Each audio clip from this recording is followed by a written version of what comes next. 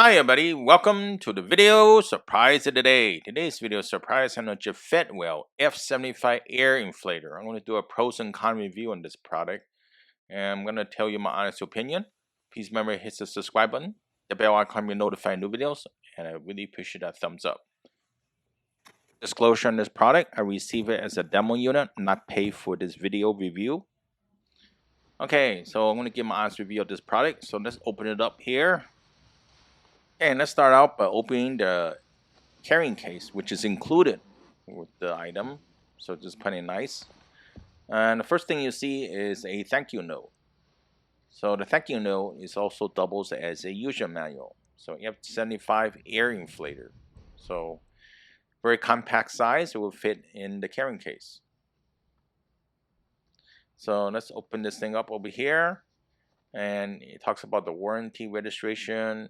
You talk about what's included. Of course, you got the air hose, you got the F75 inflator, this manual itself, USB charging cable, and the 4 nozzles, which is attached to the air hose. So everything you need is in the box. So that's simple as that.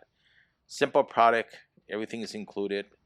And buttons and LED displays, you talk about more in depth which button does what, which display does what, all the indicators, the battery level and charging. So you know what level are you at with the battery and such that, like 4 bars equals 75 and 100%. So you got 4 bars. If you got less than 4 bars, 3 bars, how much battery is still left? Then you got the turning the inflator on and off, which is the middle button. You can see that in the picture on the left. And connecting the hose or nozzle. So there's actually the user manual covers that, which is great. So any questions, you could refer to that. And pretty much the unit actually is self-explanatory, I tell you that. Detecting the current pressure, right? And that's the top reading when you get the display. Determining the right pressure valve. And our air pressure for reference table, that's included if you have a bicycle, motorcycle, cars, balls, and stuff like that. There's also a preset measure value. There's different mode you could go in there, and it's going to tell you to restore the factory setup, adjust the preset pressure and the LED light as well too on the right side over there.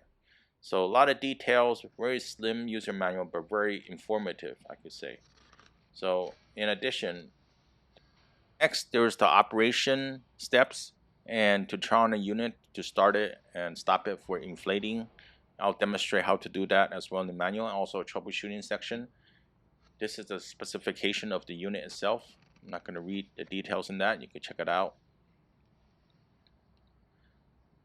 So, and also there's warnings and such that you might want to check out as well too. So that's the user manual itself. I think the one that I use the most to get started is the operation step, how to start and stop the inflator. All those other items in the manual are self-explanatory, so pretty much you don't have to read it, you probably will understand it. So nice compact size manual, and it's helpful if you have questions and such. Quick look at the unit itself now, and basically what you get is the inflator, and I mentioned the air hose with the 4 nozzle attachment. The default one is the tire one. You don't need to attach any if you're default, and then that's the USB charging cable. Of course, the manual and the quick carrying case. So that's all you need, and that's what I have. This air hose connection goes on top of the inflator, so you have to screw it in. It's threaded, so to keep in mind. And also that part gets hot when you're using it, so keep that in mind. Let me turn this around a little bit. That's the flashlight, and that's the power input, and that's where you connect the air hose. So that's a little rundown on the unit. Hey, let's start out on how to use it. First of all, if you just press the flashlight button, nothing goes on, but you have to power on, and that's the middle button over there. Once you power on, it's at 35 psi because I said that earlier. If you press the flashlight button now, the flashlight symbol lights up, and also the flashlight is on. So let's suppose you press it again. We'll see what happens, right? So that's the flashlight still, but it blinks. So that's interesting. If you press it another time, it says SOS, means help, I guess. And it still blinks. It just blinks faster, I guess. More urgently, I guess. Then press it again, it goes off. So nice feature. you know, and it's great at night if you can't see well. And this is the USB charging cable. So notice there's USB and USB-C on the other end. If I could show this over here on the camera. So USB-C connects right to the unit itself to charge. So it's input, that's the part you plug in, just right here. So you need to find a USB charging, then you can charge it up. So very portable. And the plus and minus is adjusting the PSI. I have 35 right now, so I adjust it. It's by 0.5 increments, positive and negative 0.5. You don't touch it for about a second or so, then it locks in. If you press it really fast, it's gonna start, you know, inflating. When you press it again, for example, hard, then it's just gonna go off. So you gotta click it really fast. That means it start inflating. So that's the difference when you're using this unit. And just press it and it turns on. So you press it really fast, then it goes off. You see the blinking, then you can sort through the different modes. There's presets. For the car, I recommend you check on the side of the door to see the PSI. And it gives you a reference point. You can click through this and notice that if you click it really fast, the thing stop blinking, that means it's locked in. And that's the thing about this mode button. So the mode button, it just gives you a reference point. It's not the set PSI that you use for your car, bicycle, and such, right? So that's something to note. You press it again.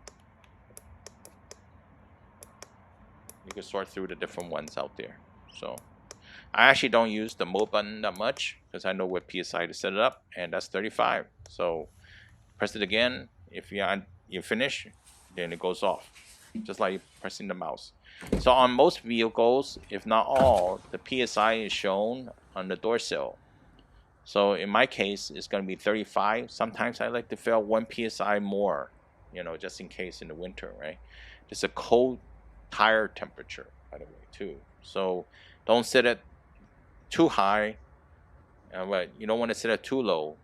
It also helps with fuel economy. And I removed the cap to my tire here. So you put the unit like this, then you lock it in just like this over here, and then you're ready to use. Then I will have it on already. So just press this unit again, just like that. Just tap it really fast. Then it'll increment the PSI and inflate your tire. So notice that it's going 0.5 increments. So I'm going to speed it up a little bit over here. So you know you don't have to wait all day for the video to run through. So I'm holding it because the unit does move a little, right? And yes, the unit is a little bit noisy, like all inflators out there. So keep in mind, all air inflators are noisy. I haven't seen one that's not noisy and not, you know, that's something maybe not strong at all. So once you have it all locked in and tight, you just need to hold the unit if you like, so it doesn't spin. You see the PSI increasing.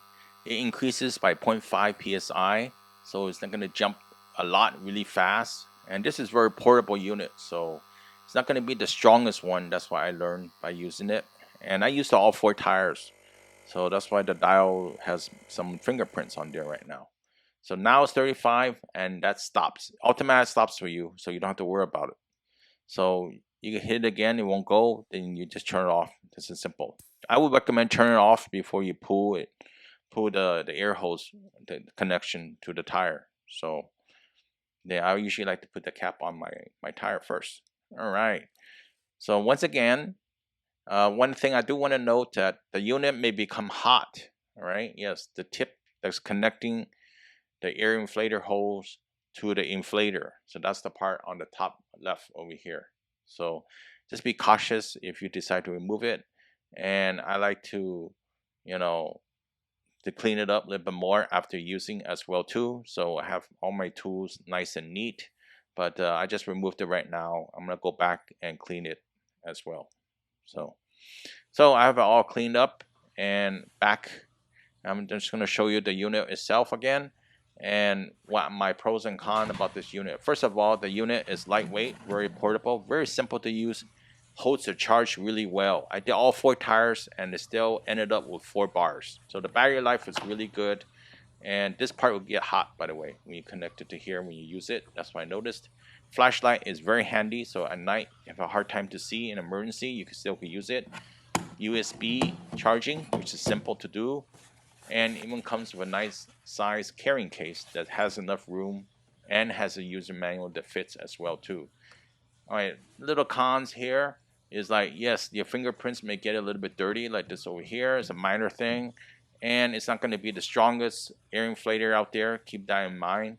So if you're looking for an air inflator that's portable and small and reasonably priced, I would recommend you check this one out. So it has everything what I need if I were looking for an air inflator that's portable. And you know, especially nowadays when the winter season is coming and the rains are coming, definitely want to have an air inflator just in case your tires and your vehicle might need one.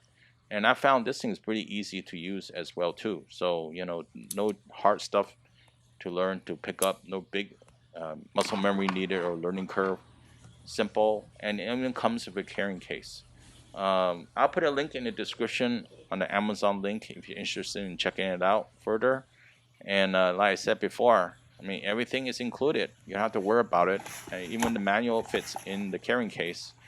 Probably don't need to use the manual, so but it's there if you need it to. And it all wraps up like this over here. So you know, it's portable, lightweight, and does its job. That's a big thing. So do I recommend this product? Definitely, I would say a big yes. And it's a very portable and very useful item, and also good to have around the house as well too. Never know when you need it. When you need it, you have it. That's the most important thing. This video helps you out. Comment to share, please leave below. Please help me with a thumbs up, and please subscribe as well. See you next time. Have a good one. Bye.